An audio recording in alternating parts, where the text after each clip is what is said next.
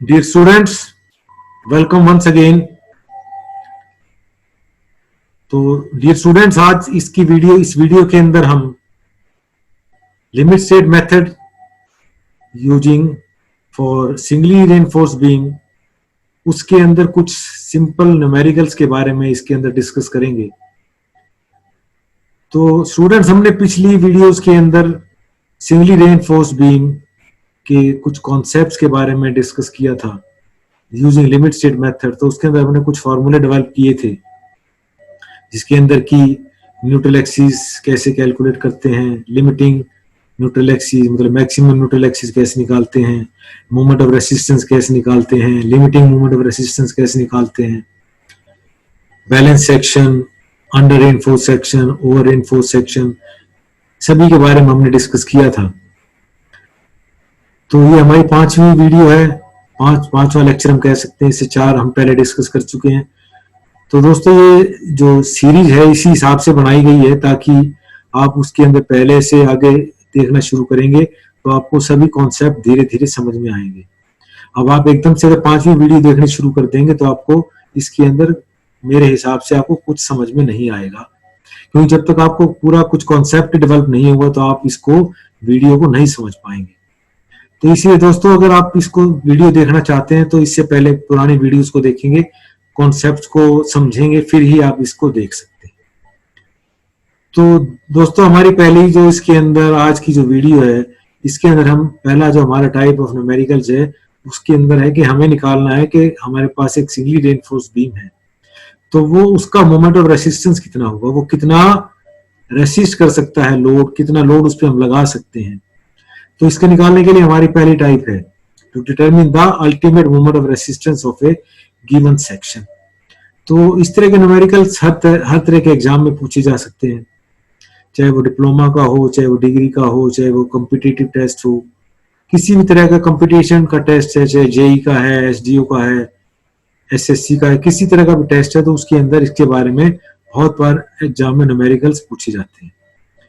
तो इसको हमने स्टेप बाय स्टेप आपको समझाया है और इसके अंदर आपको ये बताया कि भाई इसके अंदर क्या क्या चीजें आपको दी हुई होंगी और फिर उसके अंदर से आपको स्टेप वाइज कैसे चलना है ताकि आप इस न्यूमेरिकल्स को बहुत ही आसानी से सॉल्व कर सकते हैं। तो इसके अंदर दोस्तों, इसके अंदर पॉइंटर के ऊपर आपको नजर रखनी पड़ेगी कि कहां पर हम चल रहे हैं, क्योंकि इसके अंदर हम आपको वैसे तो नहीं समझा पाएंगे। तो आपको इसके अंदर पॉइंटर पे देखना पड़ेगा कि जो हमारा माउस का पॉइंटर कहां पर पॉइंट आउट कर रहा है, ताकि आप उसको वहीं से ही पकड़ सके भाई क्या चीज बताई जा रही है।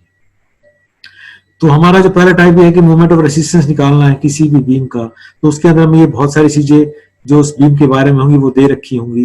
विड्थ कितनी है, बीम की डेप्थ कितनी है, एरिया ऑफ स्टील कितना है, एएसटी बोलते हैं जिसको हम, ग्रेड ऑफ कंक्रीट कितना है, एफसीके कितना है, ग्रेड ऑफ स्टील कौन सा है, ये सभी चीजें हमें दी हुई है। तो हम इन्हीं को लेकर हम चलेंगे, तो इन्हीं के बेस पर ही हम निकालेंगे कि बीम का मोमेंट ऑफ रेसिस्टेंस कितना है। तो दोस्तों, हमने पिछली वीडियो में पढ़ा था, उसके अंदर हमने निकाली थी एक्सयू की वैल्यू। एक्सयू का मतलब ये है कि इसका जो न्यूट्रल एक्सिस है, एक्चुअल न्यूट्रल ऑफ एक्सिस, वास्तविक, क्योंकि वो डिपेंड करता है बीम के सेक्शन के ऊपर, एरिया ऑफ स्टील कितना है, ग्रेड ऑफ कंक्रीट कितना है। तो इस सभी के सभी फार्मूले इसमें यूज किए हुए हैं, सभी का इसमें इस्तेमाल है। तो हम निकाल सकते हैं कि एक्सयू कितना है, एक्चुअल न्यूट्रल एक्सिस एक्सयू। ये फार्मूला आपको याद है, 0.87 FY into AST divided by 0.036 FCK into P। हमारे पास एक्चुअल आ जाएगा एक्सयू। अब हम निकालेंगे कि मैक्सिमम न्यूट्रल ऑफ एक्सिस की डेप्थ कितनी हो सकती है, मैक्सिमम। तो उसको एक्सयू मैक्स बोलते हैं और वो डिपेंड करता है ग्रेड ऑफ स्टील के ऊपर। जैसे Fe 250 है तो इट्स वैल्यू इज 0.53 D। अगर मान लिया Fe 415 है, इट्स वैल्यू 0.48 D। अगर इसकी वैल्यू, अगर हमारा ग्रेड ऑफ स्टील अगर 500 है, Fe 500 है, तो Xu इक्वल टू 0.46 D। हम पिछली वीडियो में डिस्कस कर चुके हैं, कैसे निकाला वो सभी आपको बता चुके हैं। तो आप इन तीनों वैल्यूज से हम Xu की वैल्यू निकाल सकते हैं, जो कि हमें ग्रेड ऑफ स्टील पता होगा। अब हमें इन दोनों को कंपेयर करना है कि जो Xu और Xu मैक्स, इन दोनों के अंदर क्या रिलेशन है। तो उसका कंपेयर करेंगे Xu और Xu मैक्स को, और उससे हम ये डिसाइड करेंगे कि हमारा जो सेक्शन है whether it is a balance section और it is a over reinforce section और it is a under reinforce section. तो अगर हमारा सेक्शन अगर बैलेंस होगा तो उस केस में एक्सयू और एक्सयू मैक्स की दोनों की वैल्यू बराबर होगी। तो उसके अंदर से हम कोई भी फॉर्मूला ओवर या अंडर कोई भी इसके अंदर जो फॉर्मूले दिए गए हैं उसको हम अप्लाई करके एमयू की वैल्यू निकाल सकते हैं। लेकिन अब हमारी दूसरी कंडीशन ये आती है कि जो एक्सयू की वैल्यू है, x u of the section actual neutral axis, if it is more than x u max, ये बात ध्यान करने की है, नोट करने की है इसके अंदर कि जब हमारी एक्सयू की वैल्यू एक्सयू मैक्स से ज्यादा हो तो उसका मतलब यह है कि जो सेक्शन है हमारा it is over reinforce section. Over reinforce section का मतलब यह है कि जो हमारी न्यूट्रल एक्सिस है it has shifted towards bottom, नीचे की तरफ चली गई है, तो उसकी वजह से एक्सयू की वैल्यू एक्सयू मैक्स से ज्यादा हो गई है। तो उस तरह के सेक्शन को हम ओवर रेनफोर्स सेक्शन बोलते हैं, मतलब उसके अंदर की बैलेंस सेक्शन से रेनफोर्समेंट ज्यादा है। तो इसका मतलब ये है कि सेक्शन हमारा it will fail in concrete first then in steel. तो हम जो लिमिट स्टेट मेथड है उसमें कभी भी हम ओवर रेनफोर्स सेक्शन को डिजाइन नहीं करते हैं। तो फिर उस कंडीशन में फिर हम क्या करेंगे कि जो एक्सयू की वैल्यू होगी it will be taken equal to the value of x u max. जो एक्सयू मैक्स की वैल्यू निकालेंगे वो वैल्यू हम एक्सयू को दे देंगे और उसको इस्तेमाल करते हुए एक्सयू की वैल्यू को हम एमयू की वैल्यू निकाल देंगे। तो ये फार्मूला हम लगाएंगे, ये फॉर कंक्रीट होता है क्योंकि सेक्शन हमारा it will fail in concrete first. तो ये फार्मूला हमारा है, it is the compressive force, इसको हम सी से डिनोट करते थे और ये लीवर आर्म है, इससे मल्टीप्लाई कर देंगे तो हमारे पास मोमेंट ऑफ रेसिस्टेंस आ जाएगा फॉर ओवर रेनफोर्स सेक्शन। दूसरी कंडीशन क्या है या तीसरी हम कह सकते हैं कि जब हमारी एक्सयू की वैल्यू कम होती है एक्सयू मैक्स से। इसका मतलब ये है कि एक्सयू की वैल्यू कम है तो जो हमारा जो न्यूट्रल एक्सिस है इट विल शिफ्ट अपवर्ड, ऊपर की तरफ शिफ्ट कर जाता है। तो उसका मतलब ये है कि सेक्शन हमारा अंडर रेनफोर्स है, तो एक्सयू की वैल्यू एक्सयू मैक्स से कम होती है इस केस में। तो उस केस के अंदर फिर हमारा सेक्शन जो है it will fail in steel first then in concrete. तो इस तरह के सेक्शन को हम हमेशा ही प्रेफर करते हैं अंडर रेनफोर्स सेक्शन को, क्योंकि हम ये चाहते हैं कि सेक्शन हमारा हमेशा ही पहले स्टील में फर्स्ट फेल होना चाहिए ताकि हमें it will give us some warning. क्योंकि कंक्रीट का जो फेलियर होता है ब्रिटल फेलियर होता है और स्टील का फेलियर होता है डक्टाइल फेलियर होता है, उसमें हमें टाइम मिल जाता है एनफ टाइम ताकि हम एस्केप कर सके। तो इसलिए we go for a under reinforce section और बैलेंस सेक्शन। तो इस केस के अंदर फिर ये वाला नीचे वाला जो फार्मूला दिया गया है एमयू, इसके अंदर ये वाला फार्मूला लगाएंगे 0.87 FY into AST, it's a tensile force, ये फोर्स है और इसको हमने लीवर आर्म से गुणा कर दिया, stress into area multiplied by lever arm. तो लीवर आर्म वही रहेगा D माइनस 0.42 XU। इन छोटी छोटी बातों को इस्तेमाल करते हुए हम इसके अंदर हम न्यूमेरिकल्स कैलकुलेट करेंगे, न्यूमेरिकल सॉल्व करेंगे। इसी सिंपल 4 स्टेप्स इसके अंदर दिए हैं, इन 4 स्टेप्स को आपने अच्छे से याद कर लेना है कैसे कैसे करना है। तो जैसे न्यूमेरिकल्स आपको मिलता है आप देखते हैं तो सबसे पहले आपको ये चीज देखनी तो हमें गिवन क्या क्या है, तो सभी चीजों को गिवन को पहले सबसे पहले नोट कर लेंगे और फिर उसके बाद स्टेप बाय स्टेप चलेंगे तो बहुत आसानी से हम इस सभी को सॉल्व कर सकते हैं। तो ये देखिए दोस्तों हमारा पहला ये न्यूमेरिकल ये दिया है हमें कि singly reinforced rectangular beam of width 230 mm, B दे दिया है 230 एंड 460 mm इफेक्टिव डेप्थ। तो इसके अंदर हमें इफेक्टिव डेप्थ लेनी होती है स्मॉल डी, कई जगह पर हमें ओवरऑल डेप्थ भी दे रखी होती है, तो ओवरऑल डेप्थ के अंदर से हम इफेक्टिव कवर घटा देंगे तो हमें इफेक्टिव डेप्थ मिल जाएगी। इफेक्टिव कवर घटाएंगे इफेक्टिव डेप्थ मिल जाएगी, उसको हम कैपिटल डी बोलते हैं। तो कैपिटल डी माइनस में D dash is our effective cover, तो हमें डी की वैल्यू मिल जाएगी स्मॉल डी की। तो उसके बाद हमें इसमें हमारा ये सिंपल सा न्यूमेरिकल, इसमें बहुत सिंपल सी बात पूछी गई है, find out the depth of the neutral axis. हमें depth of the neutral axis निकालनी है and specify the type of the beam, हमें ये बताना है कि हमारा बीम किस तरह का है। तो इसके अंदर हमें ग्रेड ऑफ कंक्रीट दिया है M25 और ग्रेड ऑफ स्टील दिया है Fe 250 और also find the lever arm, lever arm भी निकालना है। तो सभी छोटे छोटे फार्मूले हैं, इन सभी का इस्तेमाल करते हुए हमें इस न्यूमेरिकल को सॉल्व करना है। तो पहले हमें बी दे रखा है, बी इज 230 mm दे रखा, बी इफेक्टिव डेप्थ डायरेक्ट दी गई है 460, ये 460 आ गया। इसके अंदर हमें 4 बार्स इस्तेमाल की हैं, 4 बार्स 4 बार्स और 20 mm डाया, तो ये डाया ऑफ द बार है और ये 4 बार्स है। तो इससे हम क्या निकाल सकते हैं एरिया ऑफ स्टील, उसके अंदर हमने कितना एरिया ऑफ स्टील इस्तेमाल किया है। तो उसके लिए सिर्फ क्या करना है, number of bars divided by area of one bar, ये एक बार का एरिया आ जाएगा, पाई बाई 4 डी स्क्वायर। तो ये हमारे पास एरिया ऑफ स्टील आ गया। एफ सी के दे रखा है हमें, एफ वाई हमें दे रखा है, तो M25 के लिए एफ सी के 25 होता है, एफ 250 के लिए एफ वाई 250 होता है। तो ये हमें पता ही है, ये कैरेक्टरिस्टिक स्ट्रेंथ होती है कंक्रीट या स्टील की, ये सभी हमें पता है। तो अब हमें निकालनी है डेप्थ ऑफ न्यूट्रल एक्सिस। तो पहला स्टेप, तो ये फार्मूला आपको पता ही था, 0.87 f y into a s g divide by 0.36 f c k into P. सभी की सभी वैल्यूज आपने इसमें पुट कर दी, हमारे पास एक्स यू की वैल्यू आ गई। तो इसको बोलते हैं x you actual neutral axis की डेप्थ हमें पता लग गई। तो इट्स वैल्यू इज, ये कैलकुलेट करेंगे तो हमारे पास 132 mm आ जाएगा। अब हम निकालने limiting depth of neutral axis, maximum depth of the neutral axis.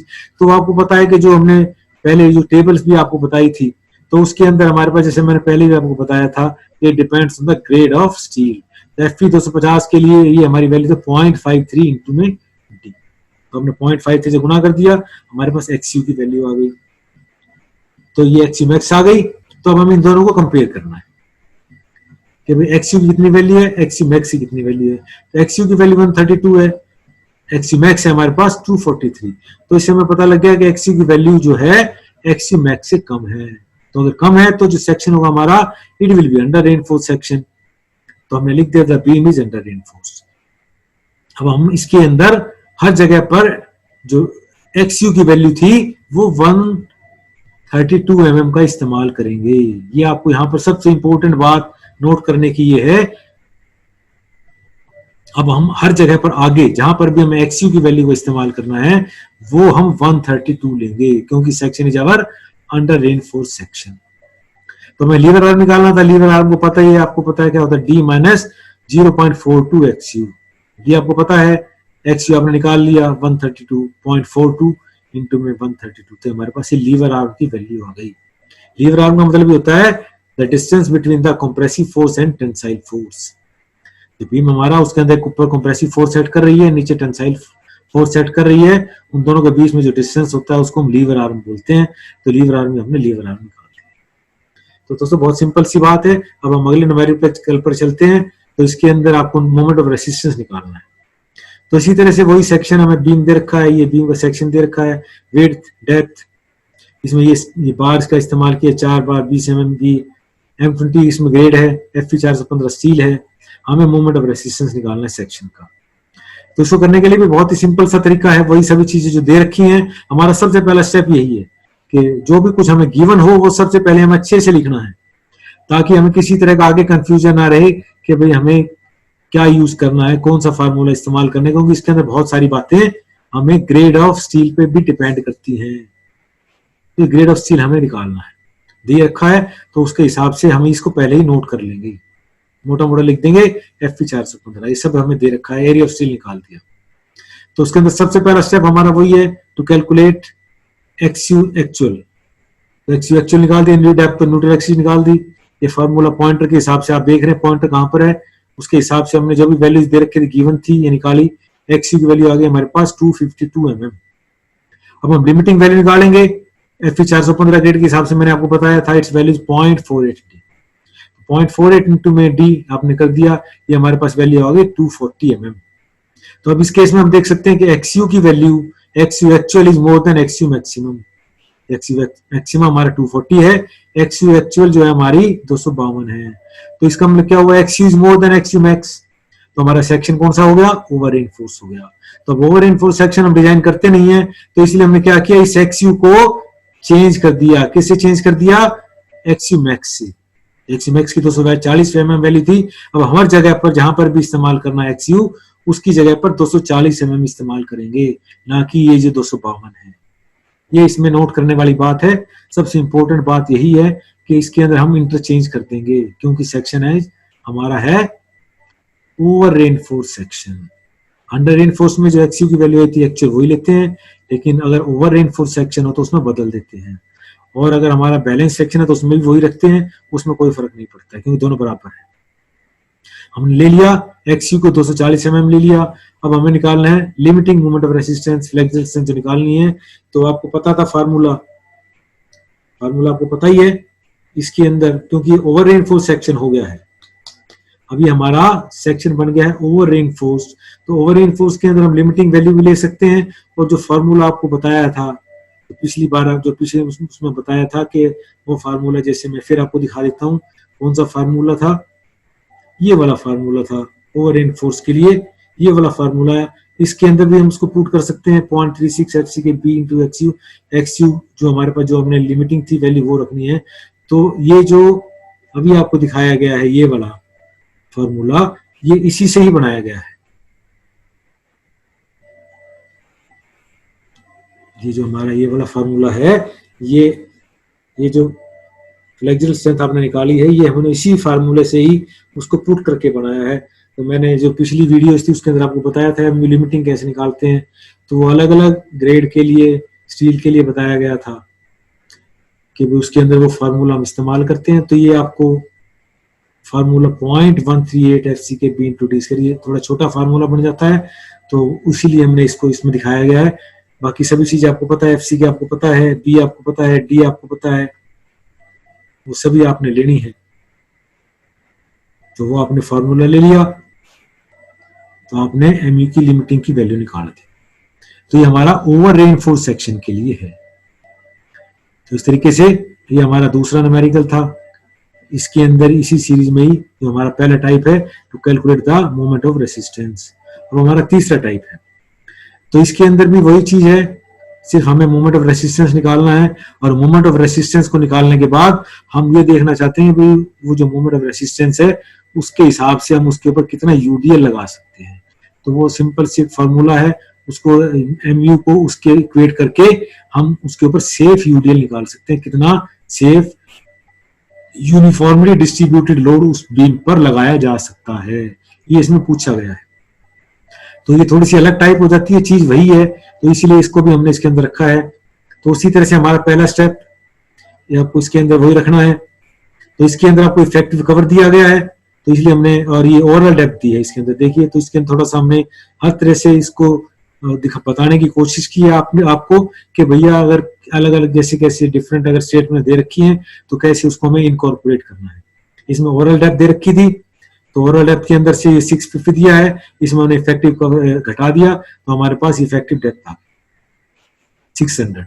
Span दे रखा है, एफसी के दे रखा है, वाई दे रखा है, एरिया ऑफ स्टील आपने कैलकुलेट कर लिया। तो उसी तरह से हमारा पहला स्टेप वही है, determine the neutral axis actual, फार्मूले में पुट किया, हमारे पास 253.07 एम आ गए। अब उसके बाद आपने लिमिटिंग वैल्यू निकाल दी एक्सी मैक्स की, वो आपको पता ही है, और एफ 500 ग्रेड दे रखा है तो 0.46 होता है, 0.46 आपने पुट किया, 276 एम आ गया। तो इसका मतलब एक्सयू मैक्स इज मोर देन एक्सयू। तो हमें पता लगा कि जो सेक्शन है हमारा अंडर रेनफोर्स सेक्शन है। तो अब अंडर रेनफोर्स सेक्शन है तो हर जगह पर एक्सयू की वैल्यू 253.07 mm का इस्तेमाल किया जाएगा। अब हमारे पास मोमेंट ऑफ रेसिस्टेंस आ गया, इसके अंदर हमने पुट कर दिया। अंडर रेनफोर्स के लिए जो हमारे पास मोमेंट ऑफ रेसिस्टेंस होता है, this is tensile force into में liver arm 0.87 Fy AST into D minus 0.42 x। ये आपने इसके अंदर सभी वैल्यू पुट कर दी, हमारे पास मोमेंट ऑफ रेसिस्टेंस आ गया, अल्टीमेट मोमेंट ऑफ रेसिस्टेंस आ गया। तो इसको हमें इक्वेट करना है कि भाई बीम के ऊपर कितना यूडीएल हम लगा सकते हैं। तो बीम का स्पैन हमें दे रखा है, जैसे आपको दिखाया गया कि स्पैन हमारे पास बीम का है और इसके ऊपर यूडीएल कितना लगा सकते हैं। तो हमारे पास इसको बोलते हैं फैक्टर्ड बेंडिंग मोमेंट। तो फैक्टर्ड बेंडिंग मोमेंट के अंदर हमने क्या किया, mu w l square by 8। आपको पता है कि यूडीएल का फार्मूला होता है कि भाई मैक्सिमम यूडीएल या मैक्सिमम बेंडिंग मोमेंट जो होता है WL स्क्वायर बाई 8 होता है in case of uniformly distributed load. तो हमने W की वैल्यू निकालनी है, तो W का फार्मूला ले लिया WL square by 8, 6 metre span दे रखा था हमने, ये हमने निकाल दिया। तो इसके लिए अब हमने इक्वेट कर दिया इसको, जो हमारे पास मोमेंट ऑफ रेसिस्टेंस था उससे इक्वेट कर दिया, तो हमारे पास किसकी वैल्यू आ गई, WU की वैल्यू आ गई हमारे पास। तो WU आपको दिखाया गया है, WU आ गया हमारे पास, मतलब this is overall UDL including the self weight of the beam. हम इसको यहां पर भी चाहें तो खत्म कर सकते हैं कि भाई इतना यूडीएल इस पे लगा सकते हैं, लेकिन अगर आप इसको थोड़ा सा और डिटेल में बताना चाहें कि भाई इसके ऊपर नेट यूडीएल कितना लग सकता है, तो फिर हम क्या करेंगे, इस बीम का सेल्फ वेट निकालेंगे। जो बीम है हमारा उसका अपना सेल्फ वेट कितना है, क्योंकि वो भी यूडीएल में इंक्लूडेड है। तो सेल्फ वेट निकालने के लिए हमने क्या किया, विड्थ की, बीम की विड्थ, बीम की इफेक्ट ओवरऑल डेप्थ और 1 मीटर लेंथ मांगते हुए, बीम की 1 मीटर लेंथ मानते हुए उसका 1 मीटर का वेट निकाल दिया। और ये 25,000 न्यूटन पर मीटर क्यूब ये आरसीसी की डेंसिटी होती है। तो हमने इसको गुना कर दिया, इसको यहाँ से हमने निकालते हैं, हमारे पास इसका आ गया, ये लोड आ गया 4875 न्यूटन पर मीटर। तो हमने फैक्टर्ड सेल्फ वेट निकाल दिया, फैक्टर्ड, क्योंकि फैक्टर्ड लोड लेते हैं हम, क्योंकि हमारा फैक्टर्ड बेंडिंग मोमेंट है। तो हमने इसके अंदर इसको 1.5 से गुना कर दिया, इसका जो ये इसको बोलते हैं factor of safety, partial safety factor 1.5 होता है, इसे गुना कर दिया, हमारे पास फैक्टर्ड लोड आ गया, क्योंकि ये फैक्टर्ड लोड ये मैं निकाला है यहाँ पर, टोटल फैक्टर्ड यूडीएल है। तो इसके अंदर से इसके अंदर हमें फैक्टर्ड सेल्फ वेट घटाना पड़ेगा, तो सेल्फ वेट घटा दिया हमने, तो उसको हमें सेफ निकालना था। तो ये हमारे पास ये फैक्टर्ड लोड आया था, फैक्टर लोड को हमने पार्शियल सेफ्टी फैक्टर से डिवाइड कर दिया, ये हमारे पास सेफ लोड आ गया कि भाई नेट इतना लोड इसके ऊपर हम लगा सकते हैं, ये लोड लगा सकते हैं हम इसके ऊपर। तो हमें पता लग जाएगा कि जो बीम है हमारा इतना इसके ऊपर लोड लग सकता है। तो ये हमने बात की दोस्तों, पहला टाइप का जो सवाल था मोमेंट ऑफ रेसिस्टेंस कैलकुलेट करना। तो इसके अंदर किसी भी तरह का सवाल आपसे पूछा जा सकता है, आपसे सिर्फ इफेक्टिव डेप्थ भी पूछी जा सकती है, मतलब न्यूट्रल एक्सिस पूछी जा सकती है, या मोमेंट ऑफ रेसिस्टेंस पूछा जा सकता है, या कितना सेफ लोड इस पे हम लगा सकते हैं वो आपसे पूछा जा सकता है। तो दूसरी टाइप है इसके अंदर दोस्तों कि इसके अंदर हमें निकालना है कि जो area of steel in tension, तो इसके अंदर जो आपको जो बीम दे रखा होगा उसके ऊपर ये दे रखा होगा इसके ऊपर कितना फैक्टर्ड बेंडिंग मोमेंट लगा हुआ है। तो इसके अंदर ये फैक्टर्ड बेंडिंग मोमेंट आपको दे रखा हुआ, बीम के ऊपर इतना फैक्टर्ड बेंडिंग मोमेंट लगा हुआ है, ये ग्रेड ऑफ स्टील है, हमें विड्थ ऑफ द बीम दे रखी होगी, बी दे रखी होगी, डेप्थ दे रखी होगी, इफेक्टिव डेप्थ दे रखी होगी। तो हमें इसमें निकालना है कि भैया इस बीम के अंदर अगर इतना, अगर इसके ऊपर फैक्टर्ड अगर बेंडिंग मोमेंट लगा हो तो इसके अंदर स्टील की क्वांटिटी कितनी होगी, इसके अंदर एरिया ऑफ स्टील कितना होगा। तो उसके लिए भी बहुत ही सिंपल है, इसमें कोई मुश्किल वाली बात नहीं है।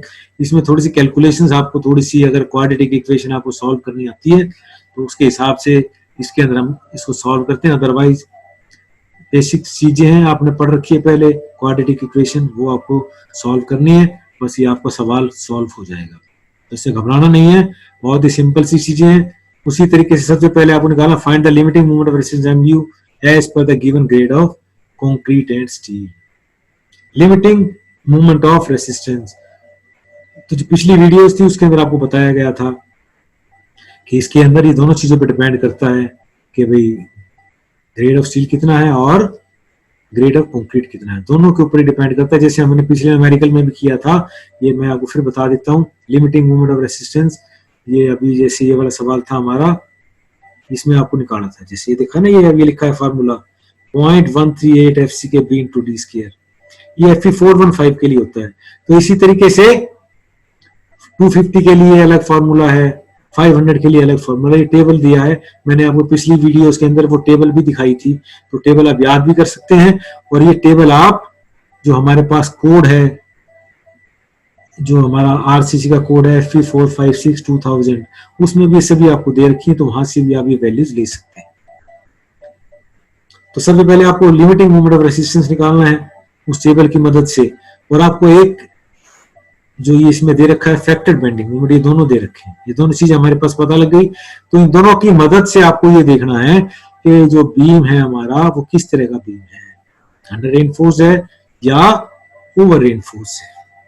तो इससे कैसे पता लगेगा हमें, तो इससे हमें ऐसे पता लगेगा कि जो हमारा फैक्टर्ड बेंडिंग मोमेंट है, जो अभी आपने निकाला है फैक्टर्ड बेंडिंग मोमेंट जो आपको दे रखा है ये वाला, और जो अभी आपने जो निकाला है मोमेंट ऑफ रेसिस्टेंस एमयू, तो इन दोनों की मदद से हमें देखना, अगर वो फैक्टर्ड बेंडिंग मोमेंट कम होगा तो इसका मतलब जो सेक्शन हमारा अंडर रेनफोर्स्ड है, अगर उससे ज्यादा है तो सेक्शन हमारा ओवर रेनफोर्स्ड है। तो इन दोनों की मदद से हमें ये पता लग गया कि सेक्शन हमारा किस तरीका है, अंडर रेनफोर्स्ड है या ओवर रेनफोर्स्ड है।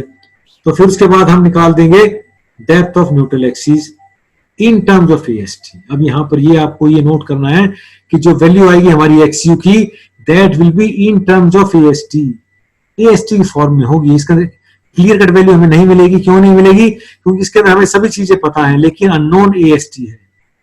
यहाँ पर AST भी है, तो AST तो हमें निकालना है, तो इसीलिए हमने क्या किया, इस XU को कन्वर्ट कर लिया इन टर्म्स ऑफ AST। AST की वैल्यू हमें कैलकुलेट करनी, तो अब उन दोनों को हम इक्वेट कर देंगे। Equate MU is equal to factored bending moment, तो हमने फैक्टेड बेंडिंग मोमेंट जो हमें दे रखा था उससे इक्वेट कर देंगे। तो ये हमारा MU का फॉर्मूला हमें पता है, ये फार्मूला हमें पता है कि भाई कि जब हमारा ओवर रेनफोर्स सेक्शन होता है तो ये वाला फार्मूला होता है, और अंडर रेनफोर्स होता है तो ये वाला फार्मूला होता है। तो इसके अंदर हम इक्वेट कर देंगे MU को, और जब इसके अंदर हम AST की वैल्यू कैलकुलेट कर देंगे, तो आप देख सकते हैं कि जो हमारा नीचे वाला फार्मूला उसके अंदर AST है, इसके अंदर भी AST की वैल्यू आ जाएगी और अपने आप ही ऑटोमेटिकली, क्योंकि जब हम XU को पुट करेंगे, XU जो पुट करेंगे तो XU के अंदर ऑटोमेटिकली AU उसके नाम AST की वैल्यू है ही उसके अंदर, तो हम इस तरीके से we can calculate the AST। तो इसको जब हम न्यूमेरिकल्स करेंगे तो आपको बहुत आसानी से ये समझ में आएगी बात। ये हमारा दूसरे टाइप का न्यूमेरिकल है, इसके अंदर आपको निकालना है calculate area of Fe 250 grade of steel required for a section of 215 to 460 mm effective with a factored moment to be carried by the beam is इतना। तो हमें दे रखा है 65 किलो न्यूटन मीटर और M20 ग्रेड और Fe 250 grade of steel. तो सभी चीजें इसके अंदर हमें जो जो दे रखी है वो यहाँ पर आपने नोट कर ली, BD factored bending moment FCK Fy, तो सभी चीजें आपने यहाँ पर नोट कर ली। अब इसके बाद हमारा नेक्स्ट स्टेप क्या है, अब इसके अंदर देखिए हमारा ग्रेड है Fe 250, तो Fe 250 के हिसाब से और M20 के हिसाब से आपको इसका निकालना है लिमिटिंग मोमेंट ऑफ रेसिस्टेंस। तो सबसे पहले हमारा काम यही है MU लिमिटिंग निकाल देना। तो इसका फॉर्मूला हमारे पास ये था MU लिमिटिंग का, आपको पता ही है, वो आपको टेबल से याद करना है, यहाँ से या कोड से भी देख सकते हैं। तो इस फार्मूले के अंदर आपने ये वैल्यू सारी की सारी पुट कर दी, यहाँ पर हमारे पास MU लिमिटिंग आ गया। बेंडिंग आपका जो था, बेंडिंग मोमेंट आपको दे ही रखा था, फैक्टेड बेंडिंग मोमेंट। अब आपने इन दोनों को कंपेयर किया, तो इन दोनों के कंपेरिजन से हमें क्या पता लगा कि जो आपको दे रखा था फैक्टेड बेंडिंग मोमेंट, वो जो था क्या है इसके अंदर, जो इसके अंदर जो MU limiting is more than factored bending moment, तो फैक्टेड बेंडिंग मोमेंट हमारा कम है। तो इसका मतलब क्या होगा, जो सेक्शन है हमारा है वो अंडर रेनफोर्स सेक्शन है, क्योंकि जो फैक्टेड बेंडिंग मोमेंट है उस पर कम आया है, MU लिमिटिंग ज्यादा आ गया, तो इसका मतलब सेक्शन हमारा अंडर रेनफोर्स्ड है। तो अंडर रेनफोर्स है, तो अब हम उसके अंदर क्या निकालेंगे, XU की वैल्यू निकालेंगे इन फॉर्म्स ऑफ AST। सारी चीजें हमें पता थी, सभी के अंदर हमने पुट कर दिया, हमारे पास XU की वैल्यू आ गई in terms of AST, that is equal to 0.12 AST। तो ये फार्मूला हमारे पास है ही MU का, जो मैंने पिछले आपको दिखाया था। इस फार्मूले के अंदर आपने सारी की वैल्यू पुट कर दी, XU की जगह पर ये 0.12 AST पुट कर दिया, बाकी सभी चीजें हमें पता ही है। तो हमारी एक तरह से क्वाड्रेटिक इक्वेशन बन गई, ये हमारे फैक्टेड बेंडिंग मोमेंट के बराबर में इसको इक्वेट कर दिया AST की फॉर्म में हमारे पास, हमने इसको सॉल्व किया और AST की वैल्यू हमारे पास आ गई। तो इस तरीके से हमने कैलकुलेट कर दिया कि जो सेक्शन है हमारा उसके अंदर एरिया ऑफ स्टील कितना है। तो ये दोस्तों बहुत आसान सवाल है, सिर्फ आपको क्वाड्रेटिक इक्वेशन सॉल्व करनी आनी चाहिए। आपको पता ही होगी क्वाड्रेटिक इक्वेशन आप सॉल्व करते आए हैं, तो आप इस तरह से ये AST की वैल्यू निकाल सकते हैं। अब इसके बाद इसके अंदर सबसे इम्पोर्टेंट जो हमारा पार्ट है वो है सेक्शन को डिजाइन करना, बीम सेक्शन डिजाइन करना। तो उसके अंदर हमें जो जो चीजें दे रखी होंगी, इसके अंदर हमें दे रखा है MU लिमिटिंग, बस factored bending moment and grade of concrete and steel, ये हमें दे रखे हैं। सिर्फ फैक्टेड बेंडिंग मोमेंट दिया हुआ है, एक बीम आपको डिजाइन करना है कि इस बीम के ऊपर इतना फैक्टेड बेंडिंग मोमेंट लगा हुआ है, ये हमें दे रखा है। तो हम आमतौर पर जो सेक्शन जो डिजाइन करते हैं, बैलेंस सेक्शन को डिजाइन करते हैं, तो इसलिए इसके अंदर किसी तरह की कोई भी हमें 1% की भी दिक्कत नहीं है इसको डिजाइन करने में। सिर्फ आपको ये 5 स्टेप्स जो इसके अंदर बताए गए हैं, इन 5 स्टेप्स को आप फॉलो करिए, और 5 स्टेप्स फॉलो करने से आपको तुरंत ये आपका सवाल जो है सॉल्व हो जाएगा। आपको ये लगता है कि बहुत बहुत मुश्किल सवाल है, डिजाइन करना है, डिजाइन का नाम आते ही आपको मुश्किल लगने लगता है, लेकिन इसमें बिल्कुल भी घबराने की जरूरत नहीं है। बहुत ही आसान सवाल होता है डिजाइन करना, सिर्फ 5 सिंपल स्टेप्स को आप फॉलो करिए और आपका ये सॉल्व हो जाएगा सवाल। सबसे पहला क्या है इसमें करना है आपको, find MU limiting based on the grade of concrete and steel. वो जो पीछे भी आपको बताया है, MU लिमिटिंग आपको निकालना है, अलग अलग ग्रेड और स्टील और कंक्रीट पर डिपेंड करता है। ये सबसे पहले वैल्यू आपको निकालनी है। अब उसको निकालने के बाद आपको क्या करना है, calculate the effective depth of the beam D by equating factored bending moment is equal to m u limiting by assuming the beam section as a balance section. हम इसको एज ए बैलेंस सेक्शन मानकर beam को design करते हैं। तो जो MU जो आपने निकाला था अभी factored bending moment, MU limiting जो आपने निकाला है, इन दोनों को इक्वेट कर देंगे। तो इक्वेट कर देंगे, तो इक्वेट करने से उसके अंदर सिर्फ एक अननोन रहेगा D, effective depth of the beam, वो सिर्फ एक अननोन रहेगा, क्योंकि उसके अंदर हम या तो हमें विड्थ दे रखी होगी बी, अगर नहीं दे रखी होगी तो बी को उसके अंदर एज्यूम करने के लिए हमें कोई ना कोई तरीका दे रखा होगा। जैसे इसके अंदर दे रखा है कि assume B equal 1/2 to 2/3 of the effective depth. तो हम जो उसके अंदर बी की वैल्यू थी या तो दे रखी है तो वो ले लेते हैं, अदरवाइज 1/2 या 2/3 के बीच में जो भी वैल्यू बनती है उसको मानकर हम उसकी जगह पर डी की वैल्यू, बी की वैल्यू को डी के फॉर्म में ही पुट कर देते हैं। बाकी जब न्यूमेरिकल करेंगे आपको समझ में आएगी बात। Step number 3। अब उसके बाद हमारा जो चौथा स्टेप है, find x max as per the given grade of the steel. तो अब हमने एक्स मैक्सिमम की वैल्यू निकाल देनी है, क्योंकि वो जो आपको 3 वैल्यू बताई थी 0.53D, 0.48D, 0.46D, depend on the grade.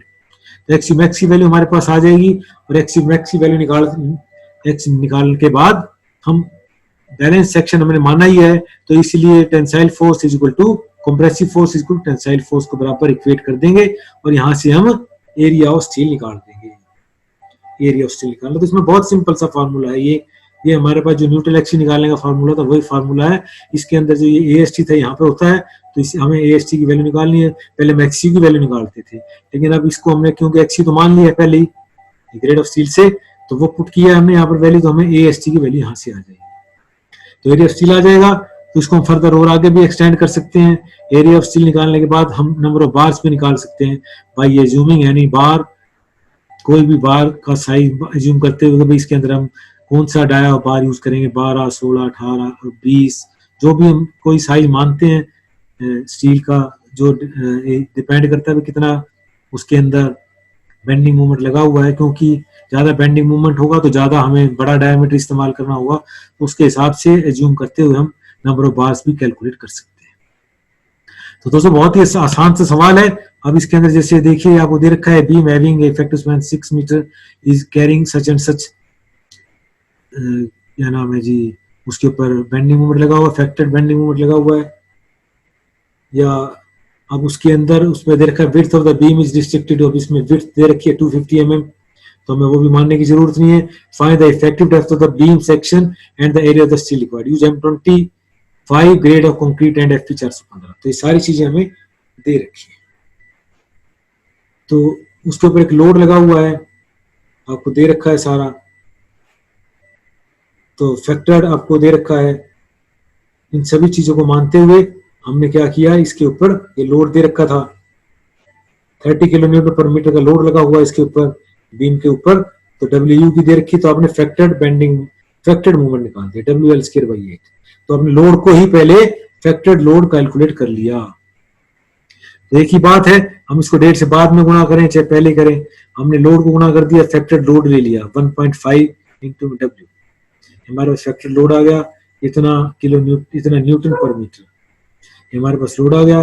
तो आपने फैक्टर्ड मूवमेंट निकालते WL²/8, तो हमारे पास फैक्टर्ड मूवमेंट आ गया। तो अब इसके बाद हमारा नेक्स्ट स्टेप क्या होगा, हमारा नेक्स्ट स्टेप ये होगा कि हम दोनों को इक्वेट करना है। अभी FP 415 के लिए आपको लिमिटिंग मोमेंट ऑफ रेसिस्टेंस आपको पता ही है, फार्मूला है 0.138 FC के BD², ये हमारा फार्मूला है लिमिटिंग मोमेंट ऑफ रेसिस्टेंस। हमने इक्वेट कर दिया MU equal to MU limiting. तो अभी आपने निकाला था, अभी तो पिछले जब निकाला है ये अभी 135,000, ये आपने निकाला था अभी पिछले स्टेप में, आपने देखा ये रहा हमारे पास 135,000 10⁻³ न्यूटन mm। तो अब इसके अंदर हमें यूनिट्स का भी बहुत ध्यान रखना पड़ता है कि जहां पर न्यूटन mm रखना है तो न्यूटन mm में ही होनी चाहिए सभी डायमेंशन। कभी कहीं न्यूटन मीटर में होते तो उसमें मीटर में डेफिनेशन उसकी डायमेंशन होनी चाहिए। आमतौर पर WL²/8 के केस में हम मीटर रखते हैं, अदरवाइज हर जगह पर हम न्यूटन mm रखते हैं। तो देखिए आपने ये उसके बराबर पुट कर दिया, तो यहाँ पर आपको बी भी दे रखा था, तो इसलिए हमारे पास और आसानी हो गई। ये सभी चीज हमने इसके अंदर पुट कर दी। हमारे पास अननोन डी था, ये डी आ गया हमारे पास, तो हमने इसको 395 पॉइंट समथिंग था, तो हमने इसको मान लिया कि 400 mm। तो हमारे पास बीम का सेक्शन आ गया, 250 हमें दे ही रखा था, और इफेक्टिव डेप्थ आपने कैलकुलेट कर ली 400 mm। तो हमारे पास बीम का सेक्शन पता लग गया। अब आपने एक्सी लिमिटिंग निकाल दी, एफ 415 था, तो इसके लिए हमारे पास वैल्यू था 0.48 डी, तो हमारे पास एक्सी मैक्सिमम की वैल्यू आ गई 192 mm।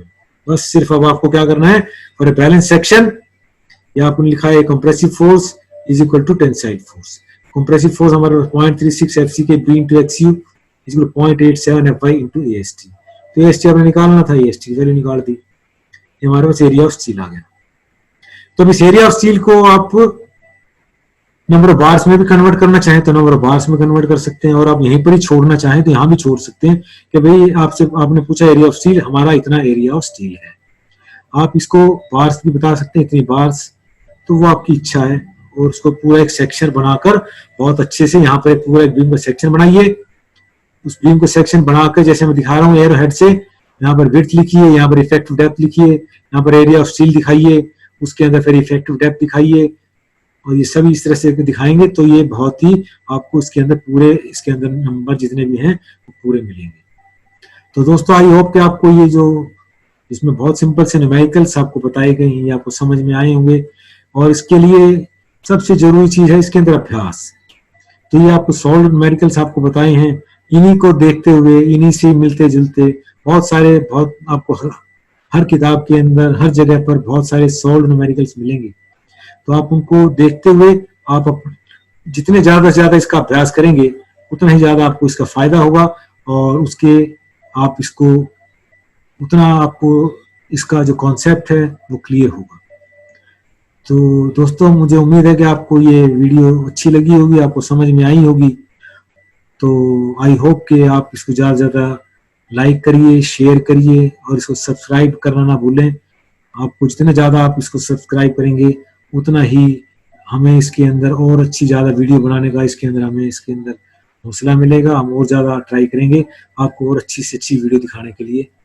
तो थैंक यू।